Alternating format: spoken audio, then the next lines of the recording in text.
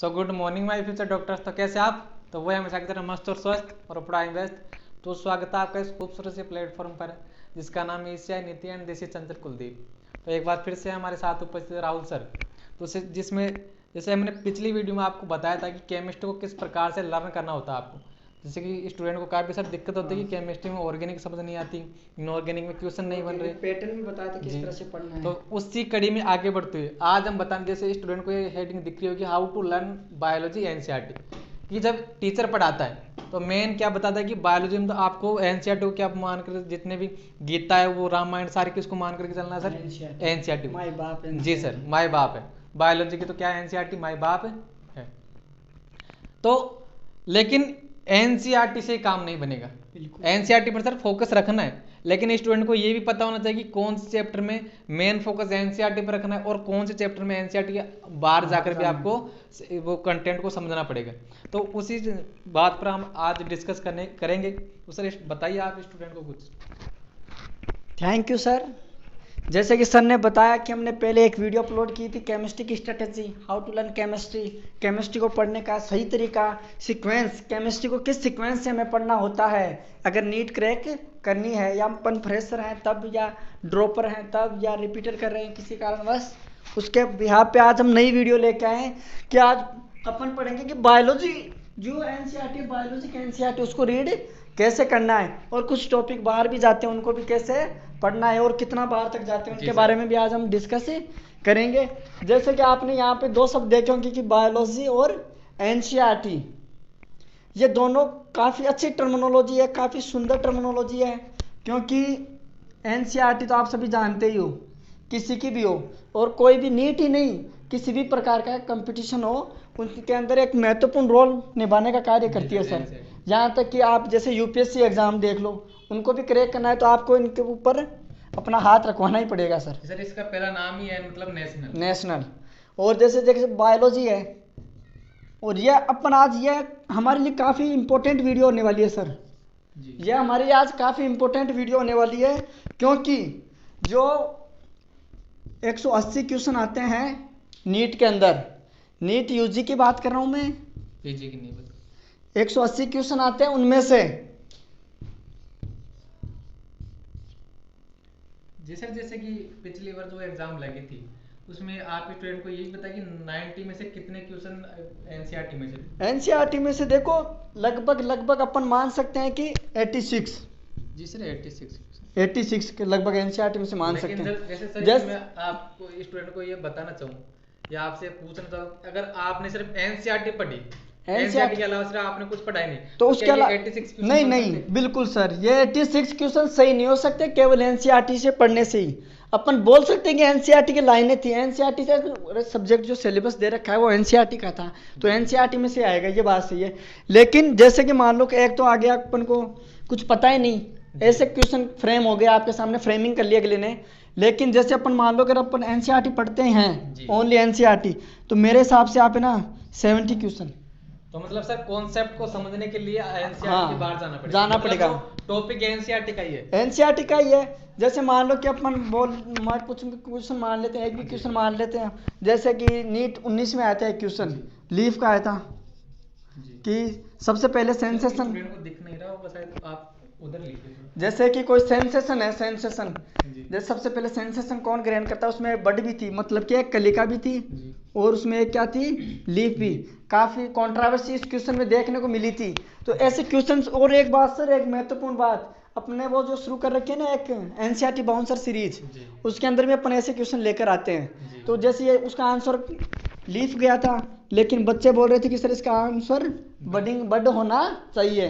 तो ये क्वेश्चन क्या होते हैं, मान तो लिया जाता है एनसीईआरटी में से ही है, लेकिन हमें क्या करना पड़ता है कि इनको अगर 86 अपन एनसीईआरटी से बोल रहे हैं तो 86 इसका मतलब एनसीईआरटी से नहीं है वो, क्योंकि एनसीईआरटी से बाहर क्वेश्चन होते हैं, उनको एनसीईआरटी में लाने के लिए आपको बाहर के कंसेप्ट देखने पड़ते हैं। क्योंकि चार हमारे सामने कितने ऑप्शन होते हैं, 4 ऑप्शन हमारे सामने होते हैं, उनके अंदर अपन को 3 टर्मिनेट करने पड़ते हैं, 3 आंसर्स को हमको टर्मिनेट करना पड़ता है। तो उन टर्मिनेट करने के लिए आपको इन्फॉर्मेशन पता होनी चाहिए, समझ गए। तो आज अपन बात करेंगे नए टॉपिक के ऊपर, बायोलॉजी के टॉपिक वाइज। जैसे कि अपन सबसे पहले प्लांट डाइवर्सिटी उठा लेते हैं सर। सबसे फर्स्ट यूनिट भी है प्लांट डाइवर्सिटी, तो इसमें कितना बार जाना चाहिए और इसकी इन्फॉर्मेशन सीके सर आपको देंगे। सर जैसे कि हम एक एक यूनिट लेते हैं, जैसे पहले जैसे सर 1 मिनट ये लो सर। सर हम 11th के जो एनसीईआरटी है ना उसी से स्टार्ट करेंगे और 12th तक चलेंगे। 12th। जैसे कि मैं पहले यूनिट लिख देता हूँ कि जैसे कि डाइवर्सिटी, पहले जो यूनिट है सर स्टूडेंट को दिख नहीं रहा होगा, तो डाइवर्सिटी है। डाइवर्सिटी में एनिमल डाइवर्सिटी अलग है, प्लांट डाइवर्सिटी, तो यहाँ पर 4 चैप्टर इंक्लूड है। बिल्कुल सर। उसके बाद में जैसे कि एक आता है कि मॉर्फोलॉजी एंड एनाटॉमी, दोनों को एक ही मान ले सर। बिल्कुल सर। Morphology and anatomy. और एक आप उसका एक्चुअल में नाम तो क्या है अलग है, लेकिन मैं उसको आप क्या लिख रहा हूँ यहाँ पर, एनिमल टिश्यू। बिल्कुल सर। Animal tissue. तो ये जो मैंने 7 चैप्टर लिखे हैं, 2 ये हो गए और एक ये हो गए, ये जो 7 चैप्टर लिखे हैं, तो ये बहुत ही क्या है कि सर इनमें ज्यादा ऐसे कि नहीं कि बार आपको जाना पड़ेगा। जैसे कि डाइवर्सिटी में देख, जैसे कि 3 चैप्टर तो प्लांट डाइवर्सिटी के, प्लांट डाइवर्सिटी का, और 1 चैप्टर वो एनिमल डाइवर्सिटी का, ठीक है। तो सर जैसे कि सर 3 जो ये चैप्टर प्लांट डाइवर्सिटी के, इसमें जो पहला चैप्टर है लिविंग वर्ल्ड, क्या करते हैं स्टूडेंट इसको स्किप कर देते हैं कि ये तो बहुत ही इजी चैप्टर है, लेकिन इसमें से भी क्वेश्चंस देखने मिलते हैं। एक तो हमेशा आता ही है, लेकिन कभी कभी तो 2 क्वेश्चन भी आपको देखने मिल जाते हैं, और क्वेश्चंस भी ऐसे आते हैं कि जैसे कि एग्जैक्ट एनसीईआरटी की लाइन उठाई और फ्रेम कर दिया क्वेश्चंस को, कर दिया, चिपका दिया अगले ने। तो अगर आपने लाइन टू लाइन एनसीईआरटी पढ़ी है तब तो आप उसको सोल्व कर पाओगे, लेकिन अगर आपने ये से सोच लिया कि ये तो बहुत ईजी चैप्टर है, तब वो आपके समझ में आने वाला नहीं है। इसके अलावा जैसे कि सेकंड चैप्टर जैसे कि बायोलॉजिकल क्लासिफिकेशन, और उसके बाद में जो थर्ड चैप्टर आता है उसका नाम है प्लांट किंगडम। तो ये दोनों चैप्टर हैं, इसमें क्या करना है कि जो मेन बात तो ये है कि दोनों के एग्जाम्पल आपको बहुत ही ज़्यादा इंपॉर्टेंट है। और जो प्लांट किंगडम वाला जो चैप्टर उसमें आपको क्या है कि अलग अलग डायग्राम्स भी आपको देखने मिलते हैं, तो डायग्राम्स पर भी आपको बहुत ही ज़्यादा फोकस करना, उसकी जो लेबलिंग है उन पर भी आपको फोकस ज़्यादा करना। जैसे कि सर होता है क्या कि जूलॉजी में जो डायग्रामेटिक क्वेश्चन है वो इस टाइम क्या हो रहे हैं, कम पूछे जा रहे हैं, लेकिन जो बॉटनी वाले जो डायग्रामेटिक क्वेश्चन है वहां से क्वेश्चन ज्यादा आते हैं। हाँ देखो सर ने बताया कि जैसे ये डाइवर्सिटी है, डाइवर्सिटी के अंदर शुरू के 3 चैप्टर, फर्स्ट चैप्टर, और सर फर्स्ट चैप्टर की खास बात यह है, अगर आप फर्स्ट चैप्टर को तब पढ़ रहे हो जब आपको पूरी बायोलॉजी आती है, तो आपको सबसे टिपिकल चैप्टर लगेगा कि यार इसके अंदर पूरी बायोलॉजी आ रही है। अगर कोई टीचर पढ़ाना चाहे ना तो पूरी बायोलॉजी फर्स्ट चैप्टर के अंदर पढ़ा सकता है आराम से, कोई दिक्कत बात नहीं होगी।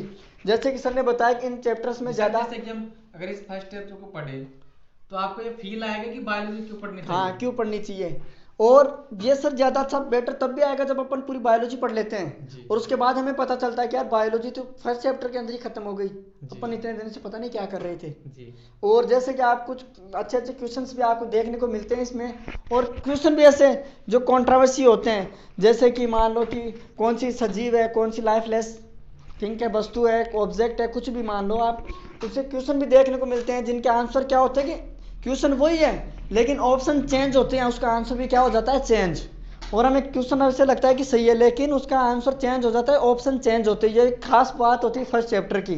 तो आपको क्या करना है, इस चैप्टर फर्स्ट चैप्टर भी पढ़ना है, सारे चैप्टर पढ़ने हैं वैसे तो एनसीईआरटी बेस। एक बात बता दूं आपको, क्लियर कर दूं, चाहे जिस चैप्टर से एनसीईआरटी से बाहर क्वेश्चन आता है या नहीं आता है, आपको सभी चैप्टर को एनसीईआरटी बेस पढ़ना है, लेकिन उसके कंसेप्ट किस में बाहर जाएंगे वो आज अपन देखते हैं। जैसे सर 1 मिनट, जैसे इसके मान लो कि ये है ना, इसके फर्स्ट चैप्टर इसमें हो गए, बाकी बच गए 2 चैप्टर। ये 2 चैप्टर क्या होते हैं कि बच्चों को डायरेक्ट अपन एनसीईआरटी से पढ़े ना, डायरेक्ट अपन एनसीईआरटी पर जाते हैं, डायरेक्ट अगर एनसीईआरटी पर फोकस करते हैं तो ये चैप्टर हमें क्या नहीं आते, समझ नहीं आते सर। ये तो प्लांट किंगडम और एनिमल किंगडम सर। नहीं प्लांट किंगडम आगे वाले 2 चैप्टर देख रहे हैं सर अपन। हाँ एनिमल किंगडम भी आ गया ना जी। एनिमल किंगडम ये क्या होता है कि डायरेक्ट अपन को एनसीईआरटी से समझ नहीं आते, लेकिन इनमें बच्चे क्या करते हैं, जैसे टीचर ने पढ़ाया आउट ऑफ एनसीईआरटी जी, एनसीईआरटी से बाहर पढ़ा दिया, उसके बाद क्या होता है इनमें एग्जाम्पल्स आते हैं जी। अब बच्चे क्या सोचते हैं कि वो एग्जाम्पल को भी याद करना है, नहीं आपको ना तो एग्जाम्पल याद करना है ना कुछ भी याद करना है, आपको चीज़ें एनसीईआरटी की ही याद करनी है। लेकिन ध्यान कितना रखना है सर कि जो कंटेंट आपको प्रोवाइड करवाया जा रहा है ना, जैसे एनिमल किंगडम में काफ़ी चीज़ें बताई जाती है, उनमें क्या होता है कि वो चीज़ें आपको आनी, चाहे याद हो चाहे नहीं हो, लेकिन आपको लर्न करना बहुत ज़रूरी होता है। जैसे फर्स्ट टाइम जैसे कि जीवों का क्लासिफिकेशन ही आता है, किस बेस पे बांट रखा है। कुछ कुछ जैसे प्लांट में तो ऐसे बता देते हैं कि डोमेन 3 डोमेन सिस्टम है, पंच जगत प्रणाली आ गई वहाँ तक, उससे पीछे वाले पहले वाले काम के नहीं होते। लेकिन आपको क्या करना है, उनको याद भी नहीं करना होता, लेकिन पता होना चाहिए कि कैसे कैसे धीरे धीरे एवोल्यूशन हुआ है, क्लासिफिकेशन हुआ उसके साथ साथ एवोल्यूशन। हाँ, ये दोनों साथ साथ चल रहे हैं। इन चीज़ों को अपन को देखना पड़ता है। तो आपको पढ़ना तो बाहर से भी है, लेकिन इंपॉर्टेंट बात कौन सी याद रखनी है आपको? इंपॉर्टेंट बात यह है कि इसके एनसीईआरटी से बाहर नहीं जाना है आपको, समझ गए? तो सर ऐसे मान लें कि जो 2 चैप्टर है और ये 1 चैप्टर है, तो इन चारों पर ये जो 7 चैप्टर पर मेन फोकस आप कहाँ पर एनसीईआरटी पर रखना है। लेकिन मैंने बताया ना कि आपको बाहर से इन शुरू वाले चैप्टर में से बाहर से पढ़ना पड़ेगा। अंडरस्टैंडिंग के लिए, क्वेश्चन सोल्व करने के लिए आपको बाहर से पढ़ना पड़ेगा। लेकिन खास बात इन चैप्टरों की क्या है कि आती एनसीईआरटी की लाइन ही है। जी सर, लेकिन कॉन्सेप्ट को समझने के लिए आपको बाहर जाना ही पड़ेगा। जैसे आप यहाँ ऐसे नहीं कि जैसे कुछ एक्स्ट्रा एग्जांपल आप मॉड्यूल की याद करें। हाँ, नहीं वो नहीं, बिल्कुल सर। आपको एग्जाम्पल तो सिंगल एग्जाम्पल भी अगर जो एनसीईआरटी से बाहर आ रखा है वो याद नहीं करना। मैं ऐसे बोलूँ कि अगर मेरे को ये 7 चैप्टर जो है एनसीईआरटी की मेरे को एक एक लाइन समझ में आ रही है, मैंने कहीं से भी कोई भी कॉन्सेप्ट समझा, लेकिन मेरे को एनसीईआरटी की एक एक लाइन समझ में आ रही, बस यहाँ तक काम बनेगा। बिल्कुल सर, बिल्कुल। आपको एग्जाम्पल भी यहीं तक याद रखें। जी सर। तो जैसे सर ने क्या बताया कि इनमें जो टोटल है वो कंटेंट क्या होना चाहिए, एनसीईआरटी। लेकिन सिर्फ आपको क्या उनकी लर्निंग भी करने के साथ साथ, मतलब एक होता है सर पढ़ना और एक होता है समझना, प्रैक्टिस के साथ समझना। तो एक एक लाइन आपको समझ में आनी चाहिए। इसके अलावा आपको ना तो बाहर जाना है और ना बाहर के एग्जाम्पल आपको याद रखने। पहले बरबर के एग्जाम्पल इनमें सर बहुत दे रखे। और जैसे सर, जैसे इनमें बच्चों को मेनली जो डाउट रहता है, जैसे कि डाइवर्सिटी शुरू की तो उसमें दो बोल रखा है कि एक जैसे कि डीएनए आरएनए, ये इनके नाम आते हैं। अब बच्चा क्या करता है कि सर अभी सोचता है कि अरे डीएनए आरएनए क्या हो गए। जैसे 11th के बच्चे की बात कर रहा हूँ जो बिल्कुल एवरेज से भी बिलो है, उनकी बात कर रहा हूँ। वो सोचेंगे अरे डीएनए आरएनए इनका नाम तो पता होता है, लेकिन ये क्या आ गई, ये चीज़ें नहीं पता रहता है। एक रिपीटर रहता है, उससे तो पता चल जाता है कि एवोल्यूशन साथ चल रहा है, तो हमें इस पैटर्न से पढ़ना होगा कि एनसीईआरटी बाहर जाना पड़ेगा, लेकिन मुझे चीज़ें याद एनसीईआरटी की ही रखनी है। लेकिन इनमें क्या होता है, जैसे फ्रेशर बच्चा, फ्रेशर तो क्या सर, आप मान लो कि जिसने अभी अभी 11th की है, 11th में आया है, एंटर्ड किया है 11th में, वो बच्चा क्या सोचता है कि सर मेरे ये डीएनए क्या आ गया जी। उसके अंदर आ जाती है मेटाबॉलिज्म जी। फिर एक टीचर क्या करता है, एग्जाम्पल देता है कि मेटाबॉलिज्म हमारे अंदर, जैसे मान लो कि कोई सा भी साइकिल चल रहा है, प्लांट के अंदर देख लो C3 C4 साइकिल चलता है, मेटाबॉलिज्म को समझाने के लिए से एग्जांपल्स देता है। बच्चे की ये चीज़ें बाद में प्रॉब्लम क्रिएट करती है, तो आप बच्चों इनको टर्म आ रही है तो आप डायरेक्ट याद कर लो, कोई दिक्कत वाली बात नहीं। डीएनए होता है, बस आपको इतना याद रखना, ज्यादा नहीं सोचना। जैसे ज्यादा क्यूरियोसिटी है तो वो क्या करता है, टीचर से डिस्कस करता है या फिर बाहर से। हाँ, बाहर से, लेकिन अपने अंदर डाउट नहीं रखना कि यार ये डीएनए क्या हो गया।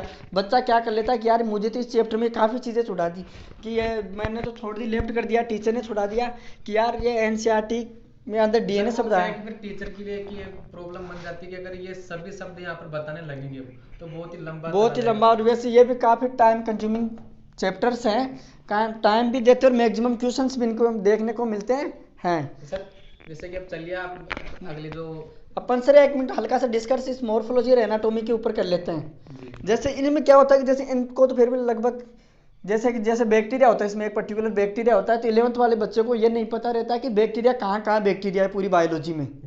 तो उनको क्या करना पड़ता है, हमें साथ के साथ पढ़ने के लिए आउट ऑफ एनसीईआरटी बता दिया। इसमें एक बैक्टीरिया जैसे वो मोनेरा आप किंगडम पढ़ रहे हो, तो इसमें क्या होता है, मोनेरा किंगडम को ऐसे पढ़ाया जाता है, एनसीईआरटी में बहुत कम दे रखा है। तो मोनेरा किंगडम पूरी बायोलॉजी के अंदर 11th 12th जो नीड बेस्ड कंटेंट है वो सारी चीज़ें यहाँ पे लिखाई जाती है। अगर आप हल्का हल्का एनसीईआरटी के साथ याद कर लिया आपने, और उनके अलावा आप हल्की हल्की नज़र भी डालोगे ना, जैसे मान लो कि आप उसके अंदर आ गया, इकोलॉजी के अंदर कोई बैक्टीरिया आ गया, 9th चैप्टर है, सारे बैक्टीरिया आपको मोनेराम पढ़ा दिया जाता है, लेकिन बच्चे की याद भी नहीं होती। सही बात तो यह है कि इस टाइम जब पढ़ाया जाता है याद नहीं होती, धीरे धीरे टाइम के अकॉर्डिंग याद हो जाते हैं। लेकिन यहाँ पर अगर हमने कंसेप्ट समझ लिया तो वहाँ पे नाम आएगा, तो आपके दिमाग में आ जाएगा कि आर्की बैक्टीरिया की बात हो रही है, यू बैक्टीरिया की बात हो रही है, साइनो बैक्टीरिया अलग से बैक्टीरिया है, क्या ग्रुप है, क्या है, वो सभी चीज़ें क्लियर होती जाती है। तो एनसीईआरटी बाहर से जाना है, लेकिन पढ़ना एनसीईआरटी में से ही है।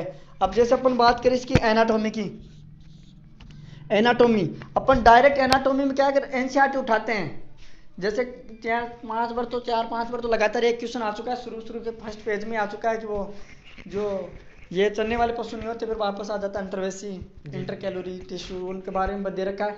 इनमें क्या होता है कि बच्चा डायरेक्ट एनसीईआरटी उठा लेगा ना इसकी एनाटॉमी की, तो बच्चे के सामने क्या हो जाती है कि पढ़ना काफी मुश्किल हो जाता है। और सर जैसे कि सेकेंडरी ग्रोथ आती है उसमें हाँ, typical बहुत ही टिपिकल प्रोसेस लाइन बन लगी जाती है। तो बच्चे को इनमें क्या करना चाहिए, जैसे एनसीईआरटी तो साथ के साथ टीचर ने पढ़ाया था, पढ़ ही लिया इतना, उसके बाद क्या करते हैं टीचर इस पैटर्न को पढ़ाते हैं, जैसे कि मोनोकोट, मोनोकोट प्लांट की डिस्कशन चल रहा है, एक तरफ डायकोट की चल रही है, डिफरेंस के रूप में पढ़ाते हैं। तो बच्चे के सामने क्या होता है कि एक थोड़ा इजी वे बन जाता है। लेकिन इनमें क्या करता है कि टीचर जैसे कहीं पर भी दे रखा है पूरी बायोलॉजी में, वो अंतर लिखा देता है जो बच्चे के, फिर क्या हो जाता है थोड़ा प्रोसेस भी लंबी हो जाती है और बच्चे को लगता है ये चैप्टर भी काफी बड़ा है वैसे, तो बच्चों को क्या लगता है कि यार ये फिर आउट ऑफ एनसीईआरटी चला गया। वो एनसीईआरटी नहीं, आउट ऑफ एनसीईआरटी नहीं जाते, आप यहाँ बोल सकते हो कि आउट ऑफ चैप्टर बोल सकते हो, जैसे मोनेरा जगत में भी आप बोल सकते हो। मतलब कि एनसीईआरटी की जो अलग अलग जगह पर बिखरी हुई चीजें हाँ, को एक जगह समेट करके लिखा एक जगह यहाँ पर लिखाया जाता है।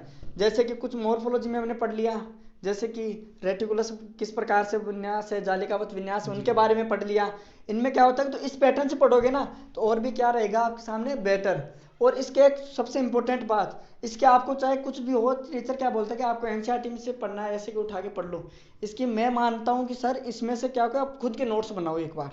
जी सर, नोट्स इस पैटर्न से बनाओ कि पहले तो जैसे मोनोकोट डाइकोट्स की एनसीईआरटी बेस, टीचर ने कुछ भी पढ़ा दिया आपको, एनसीईआरटी बेस नहीं, आप इस टॉपिक वाइज टॉपिक में बनाओ कि यहाँ पे जैसे कि सेकंड ग्रोथ की बात हो रही, तो सेकंड ग्रोथ मोनोकोट्स में डाइकोट्स में इनके में तो क्यों नहीं हो रही, इनके पीछे का रीजन बताओ, डाइकोट्स में हो रही है इनके पीछे का रीजन बताओ साथ के साथ। और इसकी खास बात, एक टाइम में आपको इसको एक टॉपिक ही पढ़ना है। जी सर, अगर आप रिवीजन कर रहे हो ना तब भी मेरे हिसाब से एक टॉपिक एक बार ही पढ़ना है आपको, ऐसे नहीं कि 4-5 टॉपिक आपने एक साथ ले लिए। एक टॉपिक का मतलब हो गया कि जैसे मान लो कि आपने ले लिया कि स्टेम की बात करते हैं अपन, तो स्टेम क्या होगा, मोनोकोट स्टेम और डाइकोट स्टेम। तो आप ये टॉपिक ही खत्म करो कि मोनोकोट स्टेम और डाइकोट स्टेम की ही बात करेंगे। ऐसे नहीं है कि अभी आपने क्या ले लिया, रूट ले लिया, तो ये आपके सामने क्या हो सकती है, प्रॉब्लम हो सकती है। और टिश्यू वाले चैप्टर में तो आपको ज़्यादा प्रॉब्लम आती नहीं है, क्योंकि सर ये एनिमल टिश्यू वाले तो अगर ये ह्यूमन फिजियोलॉजी को पढ़ने के बाद में अगर इसको लर्न करने तो फिर तो कुछ बचता ही नहीं इसमें, बचता ही नहीं बिल्कुल। सर ये इनमें ये फिर ये बता दें स्टूडेंट को कि मेन फोकस एनसीईआरटी पे रखना है। कंसेप्ट इनके बाहर से ही समझनी पड़ेगी। जी, मतलब एनसीईआरटी की लाइनें आपको समझ में आ रही है, काम बन रहा है आपका, उससे बाहर आपको बाहर नहीं जाना। तो इसके बाद में सर वो डस्टर देना, अगली जो यूनिट है मैं लिख रहा हूँ स्टूडेंट के सामने।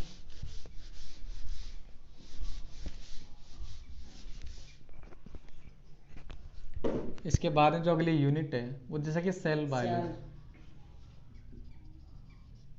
बायोलॉजी, उसके बाद में प्लांट फिजियोलॉजी, ह्यूमन फिजियोलॉजी। ये यहाँ पर 11th का सर पोर्शन पूरा का पूरा खत्म होता है। सेल बायोलॉजी में 3 चैप्टर इंक्लूड है। साइटोलॉजी नहीं बता रहा हूँ स्टूडेंट को, सेल बायोलॉजी की बात। जी सर, किन स्टूडेंट को ये साइटोलॉजी और सेल बायोलॉजी में डिफरेंस भी नहीं पता होता, तो मैं सेल बायोलॉजी की बात कर रहा हूँ, साइटोलॉजी की बात नहीं कर रहा हूँ। प्लांट फिजियोलॉजी में 5 चैप्टर इंक्लूड है और ह्यूमन फिजियोलॉजी में 7 चैप्टर लेकिन 8 सिस्टम इंक्लूड है उसमें। बिल्कुल। तो यहाँ पर हमारा 11th का पोर्शन खत्म होता है। अब आप सर स्टूडेंट को बताइए इनमें कितना क्या बाहर जाना है। जैसे कि सर आप पहले इसके बारे में बताइए, आप प्लांट फिजियोलॉजी के बारे में बताइए। अभी देखो आपने डाइवर्सिटी के बारे में समझ लिया, शुरू की यूनिट समझ ली, उसके बाद देख सेल बायोलॉजी, प्लांट फिजियोलॉजी और ह्यूमन फिजियोलॉजी, इनके अंदर चैप्टर इंक्लूड कर रखे हैं। जैसे सर ने एक साइटोलॉजी बोली थी, साइटोलॉजी के अंदर क्या हो जाएगा, साइटोलॉजी आएगी, मतलब कि उसके अंदर जो 9th वाला चैप्टर बायोमोलिक्यूल्स वो क्या हो जाएगा बाहर। ठीक है, तो प्लांट फिजियोलॉजी सर ने फोकस किया है कि सर आप प्लांट फिजियोलॉजी के बारे में बताओ। अब प्लांट फिजियोलॉजी में क्या होता है कि फर्स्ट चैप्टर जैसे ट्रांसपोर्ट प्लांट वाला आ गया जी, इसमें क्या होता है, जो प्लांट फिजियोलॉजी मैंने बताया आपको पहले समझाने के लिए, इसलिए मैं स्टूडेंट को बता दूं कि पहले इसलिए बताया कि जो नंबर्स का डिफरेंस क्रिएट करने वाली है एक यूनिट है ये स्टूडेंट के लिए। जैसे कि एग्जाम में जैसे कि ह्यूमन फिजियोलॉजी इंटरेस्टिंग यूनिट है और उसमें क्वेश्चंस भी ज्यादा आते हैं, लेकिन ये जो प्लांट फिजियोलॉजी है क्वेश्चंस कम आते हैं, लेकिन ये क्या करता है डिफरेंस क्रिएट कर देता है स्टूडेंट के नंबर्स में। बिल्कुल सर, सर ने बहुत अच्छी बात बताई आपको कि इसमें क्या होता है कि बच्चों का इंटरेस्ट काफ़ी कम रहता है। तो टिपिकल भी है थोड़ा। जैसे आपको एग्जांपल दूं कि जैसे कि ह्यूमन रिप्रोडक्शन में ज़्यादा मजा आता है कंपेयर टू प्लांट रिप्रोडक्शन, जी सर। वैसा ही टॉपिक बन जाता है बच्चों के सामने। तो अभी देखो इसमें क्या होता है, जैसे कि एक ट्रांसपोर्ट वाला फर्स्ट चैप्टर आ गया इसमें, मतलब कि 11th वाला चैप्टर, 11th नंबर का चैप्टर आ गया। इसमें क्या करते हैं बच्चे कि इसको एनसीईआरटी से पढ़ लिया, जी ठीक है, लेकिन आप क्वेश्चन सोल्व करोगे, इसके न्यूमेरिकल क्वेश्चन भी बनते हैं सर इसमें, न्यूमेरिकल क्वेश्चन सोल्व करोगे आपसे क्वेश्चन सोल्व ही नहीं होंगे। सर इस चैप्टर की एक खास बात मैं स्टूडेंट को बता दूं कि ट्रांसपोर्ट इन प्लांट्स वाला जो चैप्टर है उसमें चीजें पूरी लिख रखी है लेकिन टॉपिक और सीक्वेंस वाइज नहीं लिखा हाँ, उसमें। इसका सीक्वेंस अपन अलग वीडियो बनाएंगे सर इसके जी सर। सीक्वेंस की, तो उसके अंदर आप अच्छी तरह से देख सकते हो। इसको सीक्वेंस से पढ़ोगे ना इस चैप्टर के अंदर भी, जी। तो भी आपके क्लियर हो जाएगा। जैसे अब मैंने वो चैप्टर ले लिया ट्रांसपोर्ट इन प्लांट वाला चैप्टर ले लिया, इसमें क्या होता है कि जैसे कि कुछ चीज़ें ऐसी होती हैं कि ज़्यादा आपको एनसीईआरटी से बाहर सर इसमें भी नहीं जाना, जी काफ़ी नहीं जाना, लेकिन कुछ जैसे मान लो कि डीपीडी ये वाला कंसेप्ट आ गया, एक फॉर्मूला डीपीडी बराबर ओपी माइनस टीपी वाला एक फॉर्मूला आ गया, तो इस फॉर्मूले को समझने के लिए आपको एनसीईआरटी बाहर जाना ही पड़ेगा। इसके न्यूमेरिकल का आपको एनसीईआरटी से बाहर प्रैक्टिस करनी ही पड़ेगी। अगर आपने सोच लिया कि वहाँ पे लिख रखा है एक, इसमें सर वो फॉर्मूले में मिस्टेक कर रखी है किसी एनसीईआरटी के अंदर। जी जैसे मान लो कि आपने लिखा कि डीपीडी डीपीडी बराबर ओपी माइनस टीपी, ये लिख दिया मैंने। जी अब इसके बाद इसकी टर्मिनोलॉजी को समझने के लिए एनसीईआरटी में से दे रखा है इसकी, जैसे कि मान लो कि जल की मांग ऐसे दे रखा है, डिमांड ऑफ वाटर, जी डिमांड ऑफ वाटर दे रखा है, ये समझ लिया मैंने। ओपी का मतलब समझ लिया, ऑस्मोटिक प्रेशर, टारगेट प्रेशर, ये समझ लिया। उसके बाद क्या होता है इसके ऊपर न्यूमेरिकल क्वेश्चन आते हैं। जैसे उसमें एनसीईआरटी में क्वेश्चन तो करवा रखा है, जैसे सॉल्यूशन दे रखा है, ऐसे सेल से जोड़ रखी है, ऐसे ऐसे क्वेश्चन बता तो रखे हैं कुछ, लेकिन उनका सॉल्यूशन कुछ भी नहीं दे रखा। तो आपको क्या करना है, इसके क्वेश्चन की प्रैक्टिस करने के लिए आपको थोड़ा सा एनसीईआरटी बाहर जाना ही पड़ेगा, और एनसीईआरटी की लाइनें आपको अच्छी तरह से याद करनी होगी। जैसे कि और इसके बाद अपन सर आप कुछ बताना चाहो तो इसमें कुछ और बता सकते हैं। जैसे कि स्टूडेंट को थोड़ा सा यहाँ पर बता दूं नेक्स्ट कि प्लांट फिजियोलॉजी जो यूनिट है उसमें मैं ऐसे बताना चाहता हूँ थोड़ा सा कि जो 3 चैप्टर इसमें उनको तो आपको प्रॉपर नोट्स के साथ पढ़ना है। आपको जो टीचर नोट्स लिखवा रहे हैं, या जैसे जब मैं पढ़ाऊंगा यूनिट, जब नोट्स लिखाऊंगा तब उनको प्रॉपर नोट्स के साथ जाना है आपको। और तो 2 बाकी के चैप्टर बच रहे हैं उनको आपको प्रॉपर एनसीईआरटी, वो नोट्स सर इसलिए बताए मैंने कि जो 3 चैप्टर है बहुत ही टिपिकल चैप्टर है। एनसीईआरटी की लैंग्वेज क्या है, थोड़ी सी टिपिकल भी है। तो 3 चैप्टर कौन से, एक तो फोटोसिंथेसिस, एक रेस्पिरेशन वाला चैप्टर। रेस्पिरेशन वो सिर्फ प्लांट रेस्पिरेशन दे रखा है सर, लेकिन वो प्लांट रेस्पिरेशन नहीं है, उसमें सेलुलर रेस्पिरेशन उसका नाम होना चाहिए। बिल्कुल, यह सर की काफी अच्छी बात बताई आपने, हाईलाइट सर मैं आपकी बात को हल्का सा कर दूं कि जो रेस्पिरेशन जैसे चैप्टर का नाम बोलते हैं प्लांट रेस्पिरेशन जी, क्योंकि रेस्पिरेशन तो प्लांट ही तो नहीं करता ना, इसके अलावा कौन भी तो रेस्पिरेशन करते हैं जी। अरे सांस तो हमारी भी होती है ना, अरे सांस की बात तो मतलब रेस्पिरेशन से एनर्जी मिलेगी, और एनर्जी की जरूरत है मेटाबॉलिज्म को चलाने की, और मेटाबॉलिज्म तो सभी एनिमल्स में। इसका मतलब कि जैसे कि मान लो कुछ साइकिल्स दे रखी, इसके अंदर साइकिल भी आती हैं, तो उनको समझने के लिए आपको सर नोट्स पर जाना ही पड़ेगा। और सर खास बात इसकी मैं एक बता दूं, जैसे नोट्स लिखवाते हैं ना, तो जैसे मान लो कि स्टेप काफ़ी लंबी हो जाती है, ज़्यादा हो जाती है, थोड़ी सी एनसीईआरटी बाहर स्टेप्स लिखाती है, लिखाना पड़ता है सर को, और उसके बाद आपको क्या करना पड़ता है, एनसीईआरटी की भी स्टेप याद करनी पड़ेगी। जैसे फोटोसिंथेसिस में देख लो कि डार्क रिएक्शन आ गई, लाइट रिएक्शंस आ गई, इनका एनसीईआरटी में तो इधर से तीर उड़ाया नीचे छोड़ दिया, बस काम खत्म। नोट्स में थोड़ा पैटर्न अलग लिखा नोट्स में थोड़ा पैटर्न अलग लिखाया जाता है, उस पैटर्न के रीजन उसमें काफ़ी कंट्रोवर्सी भी आती है कि अगर डायग्रामेटिक क्वेश्चन आता है तो आपको किसके ऊपर जाना है, एनसीईआरटी वाले। मतलब सर जैसे कि नोट से समझ लिया, हाँ, जैसे कि आपको किसी टीचर ने आपको वो डायग्राम बनवा भी दिया, लेकिन आपको समझना तो वहां से है। हाँ। लेकिन एक बार एनसीईआरटी को देखना है कि कौन सा नाम कहाँ पर लिख रखा है, कहाँ पर लिख रखा है। तो यहाँ पर जैसे कि 3 चैप्टर आ गया, तो ट्रांसपोर्ट इन प्लांट्स हो गया, एक रेस्पिरेशन वाला हो गया, और एक कौन सा फोटोसिंथेसिस। तो इनको तो नोट्स के साथ, और जो बाकी के 2 चैप्टर बच रहे हैं प्लांट फिजियोलॉजी के, उनको एग्जैक्ट आपको एनसीईआरटी से लर्न उनको करना है। एनसीईआरटी से लर्न इसके लिए इसलिए बोल रखा है कि उनमें अगर आपने ऐसे भी लिख, उसमें इतना अंतर होता है कि जैसे आपने मान लो कि कुछ चीज़ें ऐसे देखने को मिलती है, जैसे मैं बताऊं आपको कि मान लो मैंने कुछ हार्मोन लिखा है, थाइलिन हार्मोन लिख दिया जी, ठीक है, अब एक्स्ट्रा कितना भी याद कर लो इसके बारे में जी, समझ गए सर। इसका बाद मान लो कुछ भी एक्स्ट्रा याद कर लिया मैंने, लेकिन मेरे सामने क्वेश्चन आएगा तो एनसीईआरटी का ही आएगा, एग्जैक्ट लाइन आएगी। और वो भी एग्जैक्ट लाइन इस प्रकार से आएगी, जैसे मान लो कि आपने ऐसे लिख दिया, कोई मान लो कि धान के बारे में इंफॉर्मेशन दे रखी है, अब इससे संबंधित कौन सा प्लांट पीजीआर है, फाइटो हार्मोन है, तो इसमें क्या होगा कि वो एग्जैक्ट इस तरह से लाइन आएगी। अगर आपने इथाइलिन के बारे में दे रखी तो इथाइलिन में याद रखना होगा। अगर गलती से आपने मान लो कि साइटो, वो क्या नाम है सर उसका, साइटोकाइनिन। अब इसकी पर्सनल डिटेल है, तो अगर आप इतना सटीक चीजें याद करोगे, एग्जैक्ट डाटा याद करोगे, तो इनमें क्या होता है, मिक्सअप होने लग जाती है। तो जैसे वो जो क्वेश्चन फ्रेम करेगा वो मर्ज करके क्वेश्चन फ्रेम करेगा, इनमें मर्ज क्वेश्चन करेगा। मान लो कि उसने दे दिया कि क्रमशः बताओ जी, सिक्वेंसली बता दिया, पहले इसकी इन्फॉर्मेशन पूछ ली, इसके बाद में इसकी इन्फॉर्मेशन पूछ ली, 5 होते हैं, 5 में से किसी का भी पूछ लिया, तो आप इनके सामने आपको क्या होता है, आपको ऐसा लगता है कि यार कि मैं ना अगर एनसीईआरटी बेस याद कर लूंगा ना, तो आपको देखते ही बायोलॉजी की खास बात यह होती है कि बायोलॉजी में क्या होता है, अपन जैसे चीज़ें याद करते हैं कुछ टाइम के बाद वो धुंधली हो जाती है जी। हमें क्या होती है, क्लियर दिखाई नहीं देती। क्लियर दिखाई का मतलब क्या होता है, जैसे इथाइलिन हार्मोन बोला, आपके माइंड में आ जाना चाहिए कि एनसीईआरटी में 5 मान लो कि 7-8 चीज़ें लिख रखी है इसके बारे में, तो टॉपिक वाइज एक ऐसे एक आपको सामने दिखनी चाहिए सर, ऐसी चीज़ें याद होनी चाहिए। और ऐसी चीज़ें तभी आएगी जब आप बार बार इन चीज़ों का क्या करोगे, रिवीजन, नोट्स प्लस एनसीईआरटी। अगर आपको विश्वास नहीं होता तो आप किसी चैप्टर के, इसी में भी मान लो किसी का चैप्टर का मान लो आपने नोट्स पढ़े, उसके बाद आप क्या करोगे, NCERT based, pure NCERT based test देकर देखना, वो भी आपसे अटेम्प्ट नहीं होगा सही से। जितने क्वेश्चन आपने सही करने चाहिए था आपको, वो नहीं कर पाओगे। लेकिन अगर आपने दोनों का कॉम्बिनेशन ऐसे बैठा लिया कि मान लो कि कुछ चीज़ें, जैसे अब बच्चों के खास सर मैं बता दूं कि बच्चे क्या करते हैं कि नोट्स की चीज़ें, नोट्स में इन बीच में पेज वगैरह पता नहीं कुछ बहुत सारी चीज़ें लगा लेते हैं। एनसीईआरटी को, एनसीईआरटी है इतनी सी बना, उसको देते हैं इतनी बड़ी। ऐसा नहीं करना है आपको।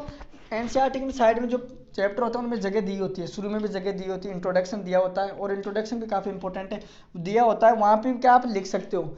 आपको लिखना कितना है कि जो आपको कंसेप्ट समझ नहीं आ रहा, जैसे मान लो कि इनमें विभेदन, पुनर्विभेदन, निर्विभेदन, ये समझ नहीं आ रहा, तो उसका एक डायग्रामेटिक एक सिस्टम बनाओ, आप डायग्रामेटिक लिखो उनको, और उनका एग्जाम्पल वहीं लिख लो, ऐसे सोल्व कर लो। अब बच्चे क्या करते हैं कि उनको क्या करते हैं, अलग से पेज बनाते हैं उनका और बीच में चिपका लेते हैं इसे, जिससे काफ़ी एनसीईआरटी मोटी हो जाती है, समझ तो आ जाएगा मान लिया आपको, लेकिन आपके बोधरेशन जो, क्योंकि एनसीईआरटी में अगर इंपॉर्टेंट आपका क्वेश्चन सही करना है ना, उससे ज़्यादा आपको उससे पहले सही करना होता है। समझ गए इसका मतलब कि आप चाहो कि 90 मिनट दे रहा हूँ, मान लो कि 90 मिनट मिली आपको, सही है जी, 90 मिनट मिल गई, तो आप 90 मिनट में क्या करोगे, एनसीईआरटी बायोलॉजी की सोल्व करोगे ना, तो बायोलॉजी की सोल्व कर लिया आपने, तो उसके बाद फिजिक्स केमिस्ट्री इनको कहाँ से टाइम दे पाओगे आप। तो इनमें क्या होता है कि इंपॉर्टेंट ये भी होता है कि क्वेश्चन सही के साथ टाइम भी क्या होना चाहिए हमें, कम, और फिर सिली मिस्टेक से भी क्या होना पड़ता है, बचना पड़ता है। अगर अपन आगे बात करें तो सर ये जो 2 चैप्टर बताए, इनमें क्या इन्फॉर्मेशन ज्यादा, तो आपको एक एक चीज याद, एक चीज एग्जैक्ट, वो भी एग्जैक्ट। जैसे कि अपन कंप्यूटर खोलते हैं ना, कंप्यूटर में विंडो बता रखी है कि मान लो कि मेरे डाटा खोलना, आपको राउट सर लगाया आपने, तो मेरी डिटेल आएगी। अब ऐसे नहीं कि उसमें सीके सर की डिटेल आ गई, सीके सर की डिटेल सीके सर का नाम लगाने पर ही आएगी, तो ऐसे अलग अलग चीजों को अलग अलग याद रखना होता है। तो सर ये अगली यूनिट काफी इंटरेस्टिंग यूनिट है, ह्यूमन फिजियोलॉजी। सर आप पढ़ा रहे हो तो आप अच्छा मेरे हिसाब से बेटर बता सकते हो सर। सर ये जो ह्यूमन फिजियोलॉजी है काफी इंटरेस्टिंग तो होती है, इसमें से आप जैसे 7 चैप्टर में से आप लगभग मान लो इसमें से 17-18 क्वेश्चन, सही है सर, 17-18 क्वेश्चन, तो 7 चैप्टर, एक तो बहुत ही काफी क्या इंटरेस्टिंग। और सर एक हल्की सी, ये चैप्टर जब शुरू करते हैं ना, तभी बच्चों को लगता है कि मैंने बायोलॉजी पढ़ी है मैंने। और दूसरे क्या क्वेश्चंस यहाँ पर क्या आते हैं, मैक्सिमम ज्यादा क्वेश्चन, इंटरेस्टिंग भी क्वेश्चंस भी यहाँ पर आपको, लेकिन यहाँ पर प्लस पॉइंट का काम करेंगे आपके लिए। लेकिन सर यहाँ पर थोड़ा सा एक बात मैं आपको बताऊँ कि आउट ऑफ एनसीईआरटी, कभी कभी क्वेश्चन यहाँ पर आपको आउट ऑफ एनसीईआरटी देखने मिलेंगे। कभी कभी क्या सर, मेरे हिसाब से जैसे मान लो कि 86 अपन कोरिलेट करवा कर एनसीईआरटी से मान लेते हैं, तो मैक्सिमम रहेगा कि 4 क्वेश्चन इसी में से आएंगे बाहर। सर इस यूनिट में से आउट ऑफ एनसीईआरटी पूछना भी जरूरी है, क्योंकि आप यहाँ पर देखो ह्यूमन फिजियोलॉजी पढ़ रहे हैं, तो हम ह्यूमन है, तो मतलब हमारे अंदर क्या चल रहा है, तो ये हमको क्या पता होना चाहिए। जैसे कि एनसीईआरटी में कुछ नॉर्मल सी चीज़ है वो लिख नहीं रखी, लेकिन हमको वो नॉर्मल रूटीन लाइफ में क्या होती है पता होती है। तो आप अगर क्वेश्चन अगर वहाँ पर फ्रेम होकर आ भी रहा है तो आप ऐसे नहीं बोल सकते ये तो एनसीईआरटी में है ही नहीं। तो वो एग्जामिनर आपसे एक्सपेक्ट करता है कि ये आपको तो ये ह्यूमन है, आप तो इसके बारे में आपको थोड़ा सा पता होना चाहिए। तो यहाँ पर आउट ऑफ एनसीईआरटी थोड़ा सा ज़्यादा के लिए ही दे रहे हो जी। तो यहाँ पर एक तो क्या है, अगर आप नोट्स आपको वो जो सातों चैप्टर, अगर इसमें से अगर मैं एंडोक्राइन को छोड़ दूँ, एंडोक्राइन वाला जो चैप्टर है उसको छोड़ दूँ, तो बाकी के जो चैप्टर आपके उनमें आपको प्रॉपर नोट्स आपको यहाँ पर बने हुए होने चाहिए। क्योंकि अगर नोट्स बनाओगे तो यहाँ पर थोड़ी सी क्या है कि एक ही लाइन में बहुत सारी चीज़ें क्या डाल रखी। जैसे कि एलिमेंट्री कैनाल का शुरू हुआ इंट्रोडक्शन देखे, अगर आप उसको एनसीईआरटी से पढ़ोगे तो आपको वो फील नहीं आएगी अगर कि हम ह्यूमन फिजियोलॉजी पढ़ रहे हैं। अगर आपके पास प्रॉपर नोट्स होंगे तो आपको फील आएगी एलिमेंट्री कैनाल, उसके साथ साथ जगह जगह पर क्या एसेसरी ग्लैंड लगी हुई है, फिर उसके बाद में क्या डाइजेशन पढ़ना है, फिर एब्जॉर्प्शन पढ़ना है, उसके बाद में डिजीज पढ़ना है। तो यहाँ पर प्रॉपर नोट्स होने चाहिए क्योंकि मैक्सिमम क्वेश्चन यहाँ पर कवर होते हैं। और सर इनमें हल्की सी बात ये और बता दूं, इनमें सर ऐसे क्वेश्चंस भी ज़्यादा फ्रेमिंग किए जाते हैं, उनका जो पेपर सेट करते हैं उनकी एक प्रायोरिटी रहती है कि अपन इनमें से ऐसे क्वेश्चन सेट करें जैसे सीक्वेंस का, जी जी, जो काफ़ी इंपॉर्टेंट होता है। एनसीईआरटी में सीक्वेंस से लाइनें लिख रखी है, लेकिन सीक्वेंस मान लो कि एक तो मैंने ऐसे सर एक मिनट पेन लाइन एक तो ये लिख लिया, दो बातें लिख ली, फिर उसके बाद ये दो बातें लिख दी, तो इस पैटर्न से मुझे ज़्यादा अच्छी तरह से याद होता है। और यही बेस्ट पैटर्न होता है किसी भी चीज़ को याद करने का, कंपेयर टू किसी भी चीज़ का पैराग्राफ बनाकर।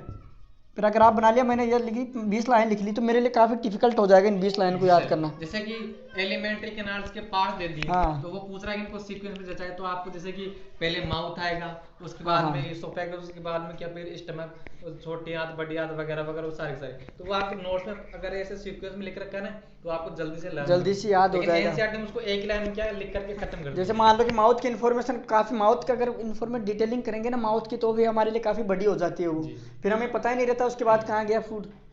समझ गए, किसी ने पूछा कि फूड अंदर गया तो कोई विंड पाइप में भेज रहा है फूड को। जी जी, ऐसे क्वेश्चन आते हैं उसमें कि दे रखा है विंड पाइप दे दिया, हमें क्या लगता है ये लो एनसीईआरटी में यार विंड पाइप भी जिक्र कर रखा है, जैसे नेजोफेरिक्स के बारे में डिटेलिंग कर रखी है ओरल कैविटी के अंदर, तो बच्चे को क्या लगता है ये भी इसी का पार्ट आ गए, लेकिन वो अलग सिस्टम का है और ये अलग सिस्टम का है। तो इसलिए नोट्स इनके ऊपर आपको नोट्स प्रॉपर आपके पास होने ही चाहिए। इसमें थोड़ा सा डायग्राम वाले भी आपको क्या है कि क्वेश्चंस ज्यादा है, डायग्रामेटिक क्वेश्चंस भी ज्यादा आते हैं और वो भी एनसीईआरटी बेस्ड। अगर अगले ने मान लो कि डायग्राम ऐसे कुछ आपको समझ नहीं आ रहा, ये डायग्राम बना दिया मैंने, मान लो कि ब्रेन का ही बना दिया, तो अच्छा जैसे ब्रेन के डायग्राम से एक बात मुझे याद आई कि जैसे ये ब्रेन का जो डायग्राम है वहां पर आपको ऐसे ऐसे मिला करके, जैसे ये यहाँ पर क्या हो गया सेरेब्रम हो गया, यहाँ पर थैलेमस हो गया, दोनों को मिला करके फोर ब्रेन बोल रखा है। हाँ। तो ऐसी चीजें भी आपको पता होनी चाहिए। और जैसे कि एनसीईआरटी में क्या है मिड ब्रेन की जो लेबलिंग है वो क्या दे रखी, गलत दे रखी।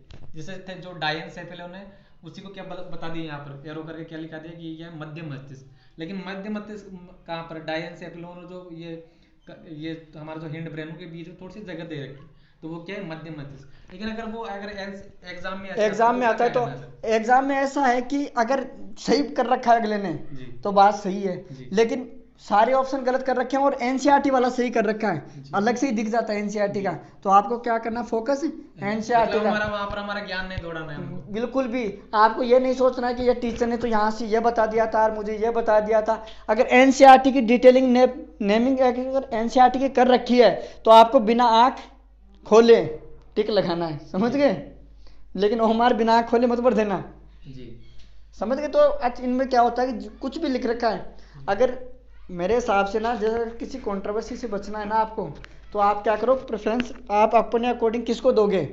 एनसीईआरटी को, समझ गए। आपको अगर एनसीईआरटी में कुछ लिखी हुई लाइन मिल रही है, याद रखना कि एनसीईआरटी ओल्ड एनसीईआरटी की बातें नहीं करता मैं। जैसे मान लो कि 21 की एनसीईआरटी आ गई नई पैटर्न की, पैटर्न तो वही रहेगा, मतलब कि नई आ गई, नया एडिशन हो गया, कुछ भी चीज़ें जैसे पहले एक बार 19 में किया था, इनमें काफ़ी चीज़ें इंक्लूड कर दी थी, काफ़ी चीज़ें सही करवा दी थी, उसके बावजूद भी गलत चीज़ें हैं।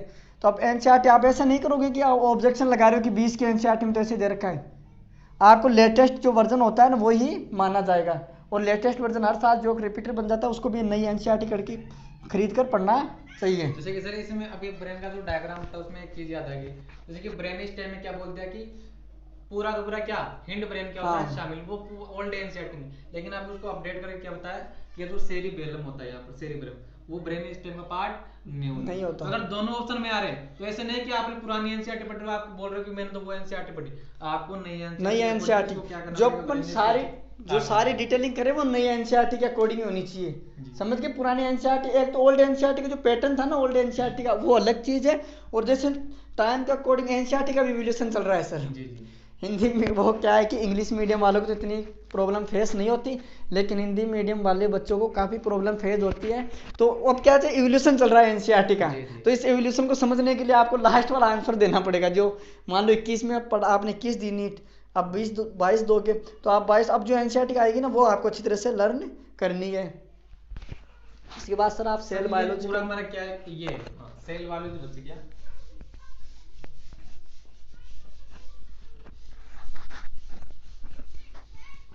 सेल बायोलॉजी में देखो सर, मैं थोड़ा सा बताऊं स्टूडेंट को कि इसको दो तरीके से पढ़ा सकते हैं। तो कि अगर सेल बायोलॉजी को शुरू में स्टार्ट किया है कोई टीचर है, अगर वो आपको समझाने के लिए पढ़ाएगा तो सेल बायोलॉजी को पहले स्टार्ट करेगा। बिल्कुल, सबसे अगर डाइवर्सिटी से भी पहले जी सबसे पहले स्टार्ट कर रहा है तो ये चैप्टर बहुत ही क्या होने वाला है, लेंथी हो जाएगा, लेंथी होने वाला है, और आपको लेंथी ही पढ़ना पड़ेगा इसको। जैसे हमने अपलोड ये सबसे पहले सेल बायोलॉजी ही सेल बायोलॉजी पढ़ाई, उसमें डाइवर्सिटी इंक्लूड कर दी, इकोलॉजी इंक्लूड की, और जहाँ भी सारे कॉन्सेप्ट है वो यहाँ पर पढ़ा दी। तो अगर सबसे पहले स्टार्ट किया जा रहा है तब तो ये सबसे लेंथी चैप्टर है, और रिपीटर को तो मेरे हिसाब से यही सबसे पहले पढ़ना चाहिए। जी सर। अगर इसको जैसे कि कुछ चैप्टर है, जैसे कि डाइवर्सिटी पढ़ ली, फिजियोलॉजी पढ़ ली, उसमें प्लांट फिजियोलॉजी, ह्यूमन फिजियोलॉजी सब आगे, इकोलॉजी पढ़ ली। अब कहीं कहीं पर क्या किया जाता है, इसको सबसे आखिरी में पढ़ाया जाता है। तो सबसे आखिरी में पढ़ाओगे ना तो ये सबसे क्या हो, शॉर्ट हो जाएगा। तो अगर आप ऐसे नहीं कि अगर आपको टीचर ने इसको सबसे आखिरी पढ़ाया, आपके लिए सबसे छोटा चैप्टर, लेकिन अगर आपने किसी दूसरे इंस्टीट्यूट के, अगर आपका कोई फ्रेंड है तो आप उसके नोट देख रहे हो, आप ऐसे बोलोगे यार हमें तो इतना लिखा है नहीं, तो वो उनके हिसाब से पढ़ाया गया। जब उनको सेल वाले शुरू में पढ़ाया गया सारी चीजें एक जगह मर्ज करके लिखा दी, लेकिन जब आखिरी में पढ़ाया गया तो आपने सारी चीजें अलग अलग पढ़ ली, लेकिन अब आपको उसको आखिरी में क्या एक बार रीडिंग करवाई जा रही है। लेकिन इसमें जो एक चैप्टर जैसे कि बायोमोलिक्यूल, तो एक चैप्टर बायोमोलिक्यूल, तो बायोमोलिक्यूल जो चैप्टर मेरे हिसाब से क्या है कि पहले आप सेल साइटोलॉजी पढ़ो, उसके बाद में आप सेल डिवीजन पढ़ो, और ये जो बायोमोलिक्यूल वाला जो चैप्टर है इसको आप क्या कर सकते हो, स्टूडेंट क्या कर देते हैं सर, इसको ऐसे बोलते हैं कि ये तो बहुत ही लर्न करने वाला, ये याद करने वाला चैप्टर, याद करने वाला चैप्टर। लेकिन अगर आप इसको सिर्फ याद करोगे ना तो ये बहुत ही आपके लिए प्रॉब्लम क्रिएट करने वाला है, क्योंकि ये सीधा जाकर प्रॉब्लम कहाँ पर 12th क्लास जो जेनेटिक्स से प्रॉब्लम शुरू हो जाएगी, जेनेटिक्स, उसके बाद है मॉलिक्यूलर बायोलॉजी, उसके बाद है बायोटेक। तो ये पूरे जो चैप्टर बहुत ही ज्यादा क्वेश्चन देने वाले चैप्टर 12th क्लास। तो इस बायोमोलिक्यूल को आपको हल्के में नहीं लेना है, जहां से अगर इनका ब्रीफ रिवीजन जैसे इकोलॉजी के अंदर भी आ जाता है जी, जहां से न्यूक्लियोटाइड स्टार्ट हो गया वहां से आपको अलर्ट हो जाना था कि यहाँ पर हमको एनसीईआरटी को छोड़ करके कहाँ पर आ गए, हम 12th क्लास पर आ चुके हैं। तो ये सेल बायोलॉजी का मैंने दो तरीके बता दिए कि अगर आपको पहले पढ़ाया जा रहा था तो लेंथी है, और सबसे आखिरी में पढ़ाया जा रहा है तब आप इसकी एनसीईआरटी बेसिस की रीडिंग लगा सकते हो, अगर आपको आखिरी में पढ़ाया जा रहा है। बिल्कुल सर, इसमें भी काफी इंटरेस्टिंग टॉपिक होता है सर ये भी जी। इसमें बच्चों का क्या होता है कि जैसे कि कुछ चीजें हो गई कि मान लो कि एनसीईआरटी के बारे में इसमें कुछ मॉडल भी पढ़ाए जाते हैं इसमें, तो मॉडल आपको जो एनसीईआरटी के दे रखा है वो याद रखना है, उसी की सारी डिटेलिंग आपको याद रखनी है। लेकिन हल्का सा अगर अपने ये याद रख ले कि ये पीछे वाला रिजेक्ट कैसे हुआ, ये कैसे हुआ, तो अगर कोई आउट ऑफ एनसीईआरटी इसमें भी sir NCERT out of NCERT question जा सकता है। अगर NCERT question out of NCERT question जाता है तो आप अच्छी से कर सकते हो सोल्व से, अगर हल्का सा हमने क्या देख लिया इसके बारे में, समझ गए। और जैसे मान लो कि सेल ऑर्गन्स आ गए, ऑर्गेनल्स आ गए ना, उसके अंदर क्या होता है कि आपको एनसीईआरटी की एक लाइनें याद होनी चाहिए, समझ गए। उसकी डिटेलिंग कितनी भी करा रखी हो, पूरी एनसीईआरटी जोड़ के डिटेलिंग करा रखी है, लेकिन आपको एक एनसीईआरटी की एक लाइनें याद होनी चाहिए। लेकिन जैसे सर कि यहाँ पर सेल बायोलॉजी हम पढ़ रहे हैं, जैसे कि कुछ प्रीवियस एग्जाम में क्वेश्चन पूछे गए तो उन्हीं को इंक्लूड करना, ऐसे नहीं कि आप माइटोकॉन्ड्रिया की खोज किसने की थी, उसको नाम किसने दिया था, हाँ जी, क्लोरोप्लास्ट किसने खोजा, उसकी ये पूरी टीचर लिखवाएगा, स्टूडेंट को अगर ये पहले पढ़ाया जा रहा है तो टीचर लिखवाएगा। तो लेकिन मैं आपको बोल रहा हूँ कि आपको वो याद नहीं करना है। आपको एनसीईआरटी में 10 साइंटिस्ट के नाम दे रखे हैं, वो आपको याद करने हैं। अगर उसके अलावा आपको कुछ लिखवाया जा रहा है तो आप याद हो तो ठीक है, नहीं याद हो रही। जैसे इसमें मान लो कि आप सोच रहे होगे कि मैंने मॉडल शुरू कर दिया इसका जी, जैसे फ्लूइड मोज़ेक मॉड्यूल आ गया, मॉडल आ गया, उसमें क्या होता है बच्चों को अगर एनसीईआरटी बेस पढ़ा दिया, उसमें बोल रखा है कि बर्फ वैसे हो गया, नीचे हो गया, फ्रेंड वैसे हो गया, ऐसे हो गया, ये गलतियां हो गई थी, बाहर निकाल दिया बस, तो आपको समझ नहीं आएगा। अगर आपने पहले वाले मॉडल पढ़ लिए और उसकी हल्की हल्की सी ब्रीफिंग रिवीजन इसके भी बारे में अगर डायमेट्रिक पढ़ लिया, जो एनसीईआरटी में नहीं दे रखा है इतना खास तरीके से, अगर आपने पढ़ लिया तो आपके लिए ये चीज़ें क्या हो जाएंगी, आसान। तो आपको क्या करना है, इसमें भी आउट ऑफ एनसीईआरटी जाना है, लेकिन याद नहीं करना है सर। इससे क्या टीचर अगर आउट ऑफ एनसीईआरटी लिखवा भी रहा है ना तो वो बोल देगा कि ये क्वेश्चन उस एग्जाम में पूछा गया था, तो इसको थोड़ा सा ज्यादा याद आपको ज़्यादा याद रख लेना। और उससे एग्जाम से तो हमें मतलब ही नहीं है सर। मेन इंपॉर्टेंट तो ये हो गया कि हमें तो क्या बनना है, हमें तो हमारे नाम के आगे क्या लगाना है, डॉक्टर। डॉक्टर, ये काफ़ी सुंदर नाम है। वैसे मेरे नाम के आगे तो आर तो पेरेंट्स ने लगा दिया था, बस यही एक ही लगवाना था सर। जी हाँ, तो सर ये हमारा 11th वाला पोर्शन क्या होता है, खत्म होता है। उसके बाद हम 12th वाले पोर्शन पर आ जाते हैं सर। आ जाते हैं। वीडियो काफ़ी लेंथी होगी लेकिन आपके लिए इंटरेस्टिंग रहेगी। अगर आप इन हमारी चीज़ों को समझ कर पढ़ते हो ना, तब आपके लिए काफ़ी इंटरेस्टिंग ये तो आज का वीडियो बनने वाला है। तो सर ऐसे करें कि हम जैसे कि आज का जो टॉपिक है बहुत ही लेंथी हो चुका है, तो हम क्या करते हैं कि 11th की जो सारी इन चीज़ों को समझने के बाद में अगली जो वीडियो की उनमें ये समझाएंगे 12th के चैप्टर है। चैप्टर कम है लेकिन क्वेश्चंस बहुत ही ज़्यादा है। और इजी भी मेरे हिसाब से 11th के बजाय 12th रहती है सर। 12th ज़्यादा इजी है। हाँ। अगर आपने 11th अच्छी तरह से पढ़ रखी है जी तो वहाँ और सर एक हल्की सी बात मैं बता दूं, एक इसमें जैसे प्लांट फिजियोलॉजी पढ़ते हैं, उसके अंदर जैसे मान लो कि फोटोसिंथेसिस वाला चैप्टर आ गया, उसके अंदर आ गया क्लोरोप्लास्ट, एक आ गया माइटोकॉन्ड्रिया, ये दो नाम आ गए। आपकी फेवरेट लाइन भी आ जाती है इसी में जी सर कि क्लोरोप्लास्ट आ गया और माइटोकॉन्ड्रिया आ गया। अब ये टॉपिक क्या करते हैं कि अपन ने सेल बायोलॉजी अगर पहले पढ़ ली, जी जैसे आपने बताया कि दो पैटर्न से पढ़ाते हैं टीचर, लास्ट में पढ़ाते हैं एक शुरू में पढ़ाते हैं, तो इनकी डिटेलिंग अपन जैसे जाएंगे सेल बायोलॉजी के लास्ट में पढ़ा दिया, तो इनमें इनका जो डिटेलिंग होगी सेल बायोलॉजी की शॉर्ट, हम कारण बता रहा हूँ कि शॉर्ट कैसे होगी वो, इन दोनों की सारा जो भी डिटेलिंग होगी वो कहाँ पर हो जाएगी, आपके प्लांट फिजियोलॉजी में। अगर पहले पढ़ा दिया तो इनकी डिटेलिंग कहाँ हो जाएगी, सेल बायोलॉजी में। लेकिन डिटेलिंग जरूर याद रखनी है इनकी, तो खासकर इनके ऊपर तो आउट ऑफ एनसीईआरटी आपको याद ही रखना होगा। जैसे टीचर बनवाते हैं ना, मेम्ब्रेन बाहर हो गई, अंदर हो गई, या काफ़ी क्वेश्चन पोजीशंस जो पिगमेंट वगैरह लगे होते हैं उनकी पोजीशंस भी आपको याद रखनी होगी, और वो भी आउट ऑफ एनसीईआरटी से ही आपको क्लियर हो पाएगा। ना तो इतनी डिटेलिंग वहाँ दे रखी है सर सेल बायोलॉजी में, ना इतनी डिटेलिंग आपको प्लांट फिजियोलॉजी में दे रखी है।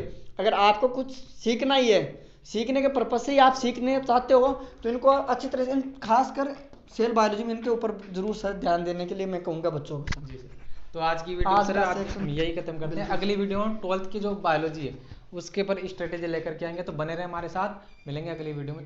Thank you. तब तक सर चैनल को सब्सक्राइब, आप यार सब्सक्राइब नहीं करते बिल्कुल यार, हम आपके लिए अच्छी अच्छी वीडियो अपलोड कर रहे हैं कंटिन्यू, आप पूरा देखा करो। आपको ऐसे लगेगा कि हमने पता नहीं आपको क्या समझाना चाहते हैं, लेकिन अगर आपने मन लगाकर शुरू से लास्ट तक देख लिया और जो चीज़ें हमने बताई है वो आपने अपने जीवन में गेन कर लिया, मतलब कि आप चाहते हो अप्लाई करके देख रहे हो, एक बार अप्लाई करके तो देखो, फिर उसके बाद अगर आपको कुछ समझ नहीं आता या हमने कुछ बातें गलत बता दी आपको कि आपने ऐसा नहीं होना चाहिए था सर, ये टॉपिक तो उससे पहले पढ़ना चाहिए था, तो आप हमारे चैनल को उसी टाइम अनसब्सक्राइब कर देना अगर आपको कुछ कमियां लगती है तो। जी सर, सही है, बिल्कुल सही बात सर। आप लाइक करो, शेयर करो, कम से कम यार एक फ्रेंड को तो शेयर करो।